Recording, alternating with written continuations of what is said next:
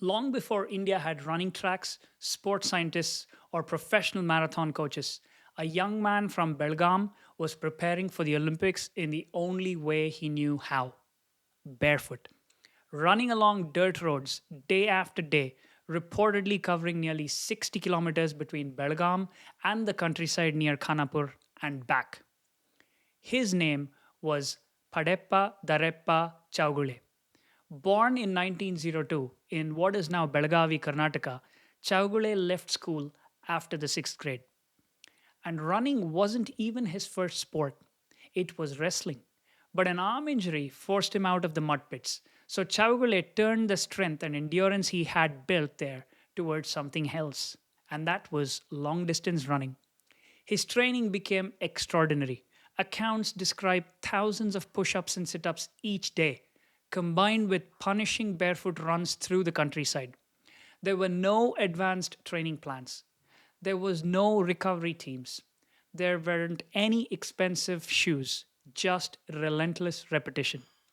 By 1919, Chaugule was already attracting attention. His performances eventually caught the eye of the industrialist Dorabji Tata, who was helping assemble India's first organized Olympic contingent. And suddenly, our barefoot runner from Belgaum was heading to the 1920 Antwerp Olympics. Chaugule was selected for the 10,000 meters and the marathon. Before Belgium, the five-man team trained in London for 6 weeks. Even there, Chaugule faced another challenge.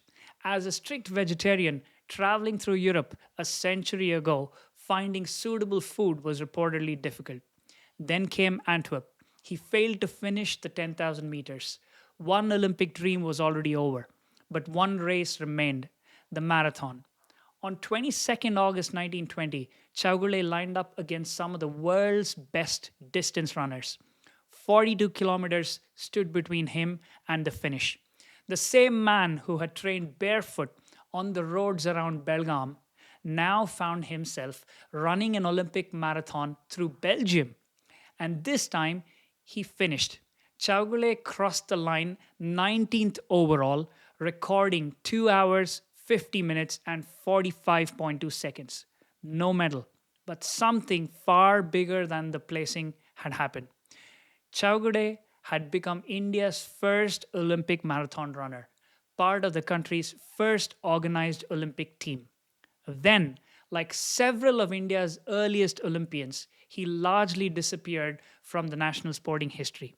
He returned to Belgaum and died in 1952. Much of his life after Antwerp remains poorly documented. But more than a century later, one image is difficult to forget. Before India's Olympic champions had world class stadiums, before they had sports science, and before they had sponsorships and specialized shoes, there was a young runner preparing on the dusty roads of Karnataka.